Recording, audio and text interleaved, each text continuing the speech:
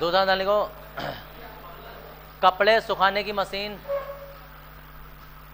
कपड़े सुखाने की मशीन अपकेंद्र बल के सिद्धांत पर कार्य करती है, अपकेंद्र बल के सिद्धांत पर कार्य करती है।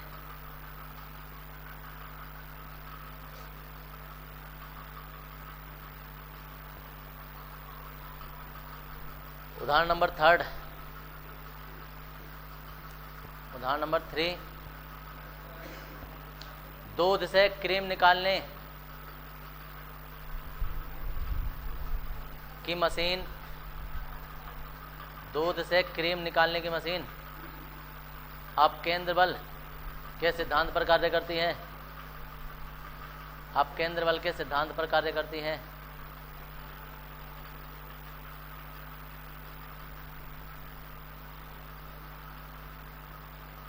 अपकेंद्र बल के सिद्धांत पर कार्य करती है।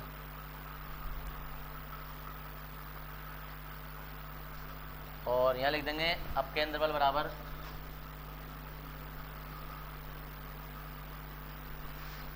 मान वही होता है जो अभिकेंद्र बल का होता है, बस दिशा विपरीत होती है, mv²/r या mr ओमेगा। अपकेंद्र बल यही है, लिख दो। हाँ,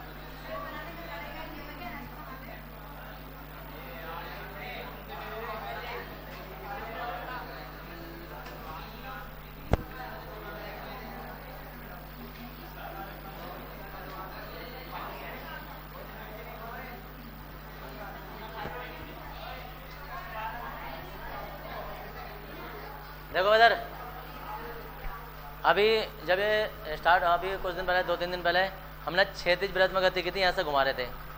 अब एक कोई धागा है, मतलब कोई डोरी है, डोरी में एक वस्तु बंधी है, ऐसा पत्थर बंधा है और हम ऐसे घुमा रहे हैं ऊर्ध्वाधर, तो वो ये है ऊर्ध्वाधर वृत्त में घुमा रहे हैं ऐसा करके। और किसी क्षण हमने इसे रोक के देखा तो जो पिंड है वो यहाँ रुका हुआ है, बिंदु पी पर है, बी वेग से गति कर रहे हैं और पी पर है, इसका भार हमेशा नीचे की ओर कार्य करेगा। जो कोण बना था वो थीटा है और वही कोण इतना जितना यहाँ होगा इतना यहाँ होगा, क्योंकि वो समांतर रेखा पर, एक ही रेखा पर बना हुआ कोण है। तो अब इस पिंड पर कौन कौन से बल कार्य करते हैं, तो एक तो भार mg अंदर की ओर कार्य कर रहे हैं, तनाव जो है डोरी का तनाव T है, ठीक है जी, वो अंदर की ओर कार्य कर रहे हैं। अब क्योंकि ये जो भार mg है ये कोण पर है, अब ये काम करेगा नहीं ऐसे, तो आधा इधर तोड़ देंगे, को इसे कोण की ओर टूटेगा तो cos थीटा, और इधर टूटेगा mg sin theta. sin theta की तो हमें अभी खास जरूरत है नहीं, हमें इससे निकालना है, एक तो इसका डोरी का तनाव निकालना है, वेग निकालना है कि इस बिंदु पर वेग कितना होगा या तनाव कितना होगा, इस बिंदु पर कितना होगा, अलग अलग बिंदुओं पर इस वस्तु का जो भी हमने पिंड बांध रखा है उसका वेग और तनाव निकालना है।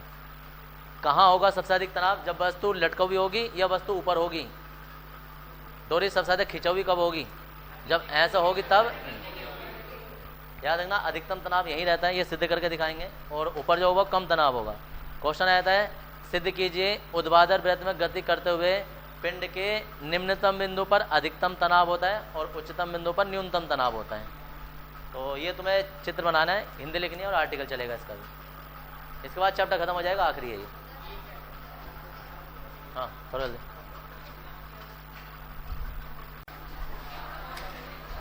माना m द्रव्यमान का,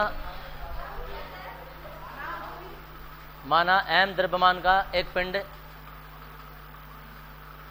ऐसा लेना m द्रव्यमान की एक वस्तु, हमारा हेडिंग वस्तु पर है, अरे वस्तु का हेडिंग डाला है हमने।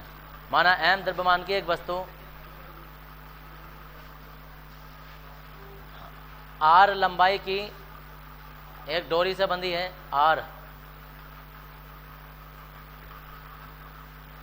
r लंबाई की एक डोरी से बंधी है,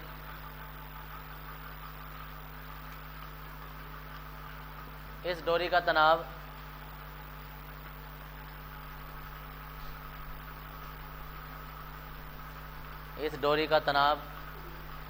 कैपिटल T है, इस डोरी का तनाव कैपिटल T है, और रुको कैपिटल T है। इस डोरी को ऊर्ध्वाधर वृत्त में घुमाया जाता है, ऊर्ध्वाधर वृत्त में घुमाया जाता है,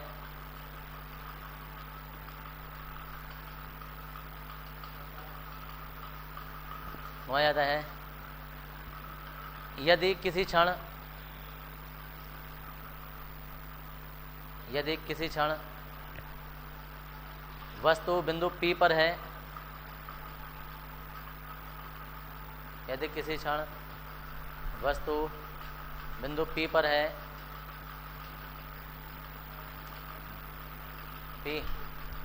है, जहाँ वस्तु का वेग v है, जहाँ वस्तु का वेग v है,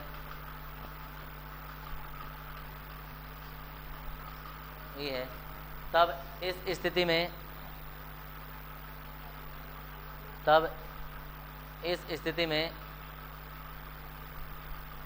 वस्तु पर निम्नलिखित बल कार्य करते हैं,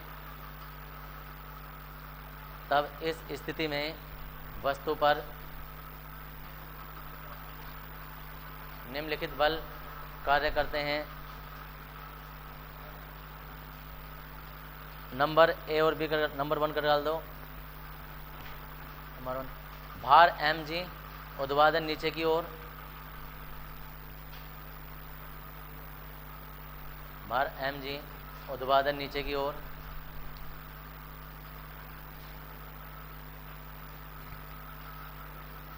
नंबर 2, डोरी का तनाव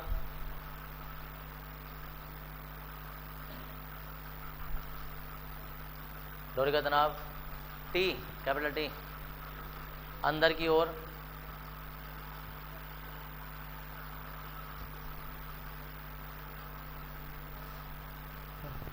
देखो भाई एक भार इधर को लग रहा है, मतलब एक बल इधर को लग रहा है, एक इधर को लग रहा है, हमने से आधा इधर तोड़ दिया, आधा इधर तोड़ दिया। अब ये तो खत्म हो गया होगा, इधर आ गया है। अब ये इधर को खींच रहा है, तनाव अंदर को खींच रहा है। अगर ये बल बड़ा हो गया तो डोरी टूट जाएगी, ठीक है जी। और अगर ये तनाव बड़ा रहा तो डोरी नहीं टूटेगी, ये घूमता रहेगा। तो अभी डोरी टूटी नहीं है, बड़ा कौन है फिर? अभी तनाव बड़ा है, ये भी बल है, ये भी बल है। बल में से बल जाएगा तो बल बचेगा, और जो बल बचेगा वो अभिकेंद्र बल बन जाएगा, समझिए जी। क्योंकि वो अभिकेंद्र बल इसे घुमाने के लिए अभिकेंद्र बल चाहिए, तो वो अभिकेंद्र बल बन जाएगा। तो हम क्या कर रहे हैं, देखो ना, संतुलन की अवस्था में देखो एक बल इधर की ओर है, एक बल इधर की ओर है, तो ज़्यादा वाले में से कम वाला घटाएंगे संतुलन। हाँ जी, बराबर होगा तो डोरी कहीं गति नहीं। और एक और बात है, अगर इनमें बल बराबर हो गया तो डोरी कहीं नहीं जाएगी, वो रुकी रहेगी, समझिए जी। डोरी में तनाव अधिक है तो इसलिए वो घूम रही है। अगर बराबर रहेगा तो वो क्या आएगा कि ऐसा होगा कि टाइट नहीं हो पाएगी, हल्के से मुलायम रहेगी। यानी तुम ऐसा घुमाओगे तो सर पर आके लगती रहेगी। ऐसा होता है कभी कभी कि हमने कोई चीज़ घुमाई और वो पूरी ना घूमी, कैसे लगेगी फिर? हाँ, तो वो अपने नीचे को नहीं आएगी, वो सर पे ही आके लगती है। ट्राई करके देखना ऐसे। तो जितने वैज्ञानिक होते हैं कभी भी अपने ऊपर प्रैक्टिकल नहीं करते। हम बता रहे हैं तुम्हें, जाहिर सी बात है। तो अब तुम करो, हम उसमें देखेंगे कि गलत कर रहा है तो अब कैसे कर, अभी सर पे नहीं लगा, वो बात है। तो कोई भी दुनिया का वैज्ञानिक कभी अपने ऊपर प्रैक्टिकल नहीं करता, हमेशा कुत्ते बिल्ली पे चूहों पर करता है। अब संतुलन की अवस्था में है, टी में से ये वाला बल जाएगा, बल में से बल जाएगा, बल बचेगा और बल बराबर जो होगा वो अभिकेंद्र बल बन जाएगा mv²/r। ठीक है, इसे इधर ले जाएंगे तो T बराबर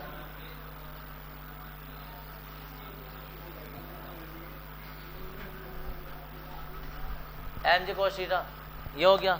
अब हमारे पास ये तनाव आ गया, तनाव कहाँ का आ गया पता नहीं। अब हम अलग अलग बिंदुओं पर चेक करेंगे, इस पर अलग करेंगे, इस पर अलग करेंगे। तो हम कहेंगे देखो बिंदु B पर डोरी में तनाव, देखो B पर डोरी में तनाव जो होगा ना तो T बराबर तो TB हो जाएगा पहचान के लिए। और जो थीटा होगा, थीटा ये कोण अब यहाँ मतलब ये वाला बिंदु अब यहाँ आ गया होगा, तो कोण कितना हो गया होगा 0, अबे खत्म हो गया होगा बिल्कुल। तो ये दोनों वैल्यू यहाँ लगा देंगे हम। और बेग जो होगा ना, बेग वो पहचान के लिए BB बन जाएगा। यहाँ लगा दो तो T की जगह तो TB बन गया, mv²/r प्लस mg cos 0 का मान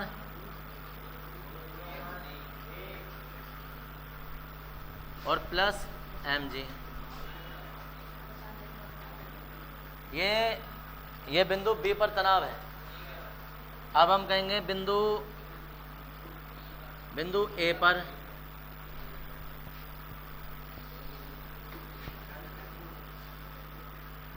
पर डोरी में तनाव। अब डोरी में ये तनाव निकालेंगे तो T की जगह तो TA हो जाएगा। थीटा कितना हो जाएगा, P जो है वो A पे पहुंच गया होगा तो कोण कितना बन गया होगा 180। ये यार सीधा वहाँ हो गया होगा, तुम लोगों को तुम्हारा दिखाई नहीं देना। और B की जगह तो BA आ गया होगा। लगा देंगे वैल्यू वाली। अब देखो कहाँ है हमारे पास, ये है समीकरण नंबर 1, ये है समीकरण 2। अब लगा देंगे समीकरण 1 से TA और ये R प्लस mg cos 180 कितना हो गया,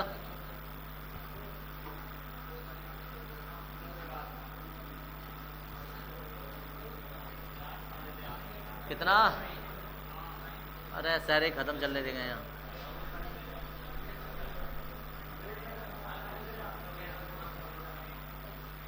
ये अरे रुक जाओ भाई, ये बिंदु A पर तनाव हो गया, समीकरण नंबर 3। तो अब देखो सर, अगर तुम यहाँ देखोगे बिंदु A पर तनाव जो देखोगे तो mv²/r प्लस mg, यानी कि mg में mg जो है वो इसमें जुड़ रहा है। यहाँ क्या हो रहा है, यहाँ घट रहा है, तो क्या होगा यहाँ कम हो रहा है तनाव, यहाँ कम हो रहा है। तो हम कहेंगे इस प्रकार, ऐसे करके एक लाइन लिखेंगे, इस प्रकार उच्चतम बिंदु पर तनाव निम्नतम होगा और निम्नतम बिंदु पर तनाव उच्चतम होगा। समझ गए? इस प्रकार ऐसा लिख देना, वृत्त के, इस प्रकार वृत्त के उच्चतम बिंदु पर तनाव निम्नतम होगा और निम्नतम बिंदु पर तनाव उच्चतम होगा। यहाँ तक हो गया। अभी ऐसा हो सकता है कि हमने उस डोरी को घुमाया और घुमाने के बाद में ये डोरी ऐसा गई और जाने के बाद में आगे को नहीं बढ़ी, जैसे मैं कह रहा था सर पे गिर जाती है, यानी तनाव शून्य हो गया उसका। डोरी ये गई और मुड़ गई, तनाव शून्य हो गया।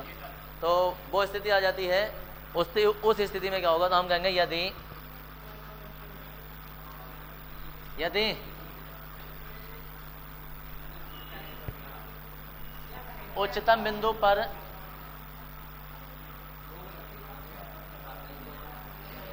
अरे क्यों बोलो भाई, यदि उच्चतम बिंदु पर डोरी में तनाव शून्य हो जाए,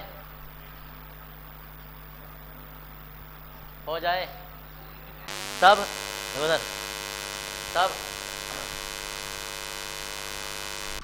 तो डोरी में तनाव जब शून्य होगा तो देखो तब क्या होगा, टी, हम ए की बात कर रहे हैं यहाँ, टी ए बराबर जो वो तो 0 हो जाएगा, और बी जो होगा वो हम बी सी बना देंगे, अभी से बी सी बताएंगे क्या होगा, और समीकरण नंबर 1 से आ जाएगा। कहाँ से आ जाएगा? समीकरण नंबर 3 से, ये है ना ये वाला बिंदु। अब जब यहाँ जाएंगे तो यहाँ तो आ जाएगा टी ए बराबर तो हो गया 0, एम ए की जगह सी कर दिया है, upon r minus m g को उधर ले जाएंगे, एम जी बराबर m b c square upon r, m से एम कैंसिल हो गया, इसकी तिरछी गुणा कर देंगे, तो बी सी स्क्वायर बराबर जो है वो आर जी नज़र आएगा, या बी सी बराबर जो है ना वो अंडर रूट आर जी आ जाएगा, ये बी सी का अंडर ये रूट हो जाएगा। अब ये क्या बवाल हुआ, बी सी, देखो इधर हम कहेंगे वह बिंदु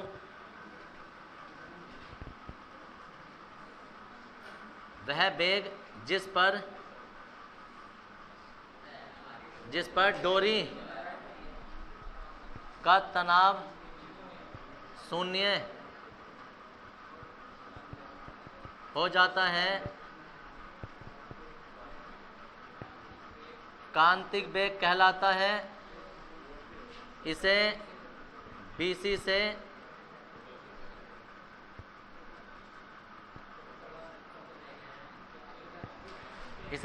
प्रदर्शित कर दें। क्या है? वह वेग जिस पर डोरी का तनाव शून्य हो जाता है, यानी कि डोरी गई और हमने क्या किया, कभी कभी ऐसा होता है बहुत तेज वेग नहीं दिया हमने, उससे थोड़ा सा वेग दिया, डोरी यहाँ तक गई और शून्य हो गया तनाव, ठीक है जी। तो वो न्यूनतम वेग होता है कि हमने उसे इतना वेग दिया कि वो पूरा वृत्त नहीं घूम पाई। अगर पूरा वृत्त घूमना होगा ना, अब देखो यहाँ गई और डोरी यहाँ से ढीली हो गई और यहाँ के गिर गया, वो उस टाइम पर कितना वेग था? इतना वेग था। अगर हमें पूरा वृत्त घुमाना है तो इस वेग से अधिक वेग होना चाहिए, अगर इससे कम वेग रहेगा तो डोरी वापस वहीं मुड़ जाएगी, और अगर जो इससे ज़्यादा वेग होगा तो डोरी वो पूरा चक्कर करेगी। तो क्वेश्चन आ जाता है कि किस वेग पर उच्चतम बिंदु के ऐसा कितना वेग होना चाहिए ताकि डोरी पूरा कंपन करे, तो इतना या इससे ज़्यादा होना चाहिए। देखो अभी हम कहेंगे इस प्रकार यदि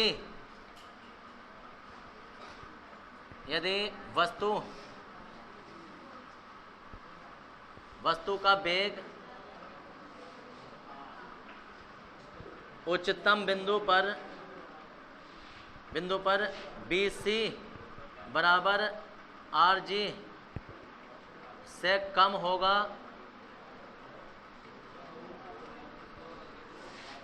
तो वस्तु पूर्ण चक्र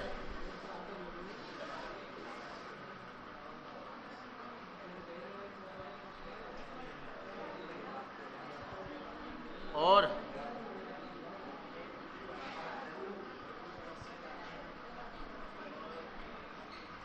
अगर उच्चतम बिंदु पर वस्तु का वेग उच्चतम बिंदु पर BC बराबर √RG से कम होगा तो वस्तु पूर्ण चक्कर नहीं लगाएगी और वृत्तीय पथ छोड़ देगी, ये ऐसे छोड़ देगी। और जब पूरा चक्कर लगाना है तो वेग इतने से अधिक होना चाहिए, भाजी इतना करना है। और यहाँ से उतार लेंगे संतुलन की अवस्था में, क्या लिखा था?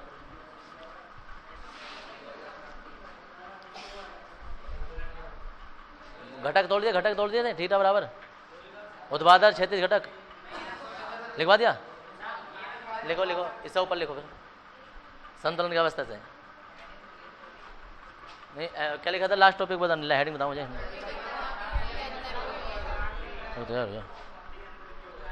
अंदर को कार्य करता है, नई लाइन से लिखेंगे भार mg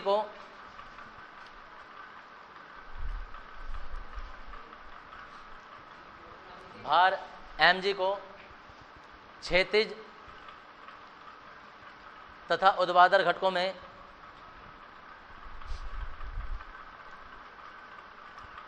क्षैतिज तथा ऊर्ध्वाधर घटकों में वियोजित करने पर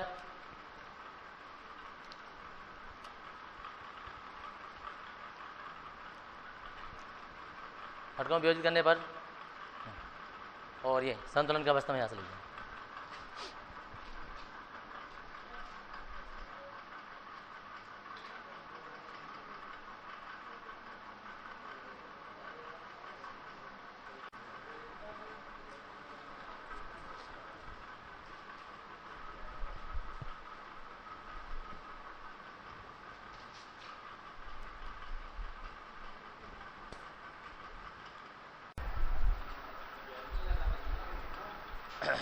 निम्नतम बिंदु पर वेग और इसमें आ जाता है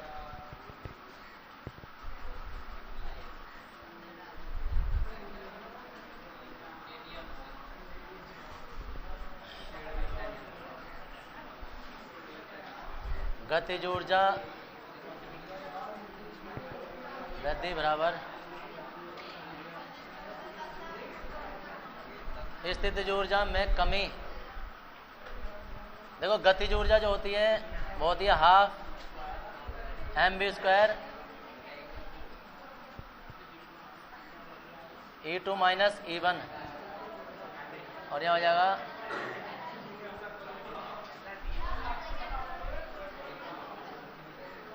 हाफ, अरे बोलो मत,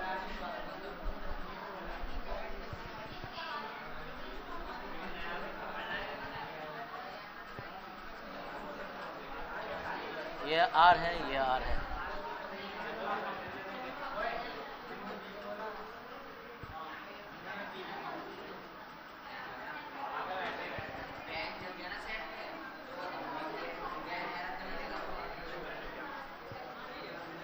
M से M कैंसिल हो जाएगा, 2 घूम का ऊपर चला जाएगा,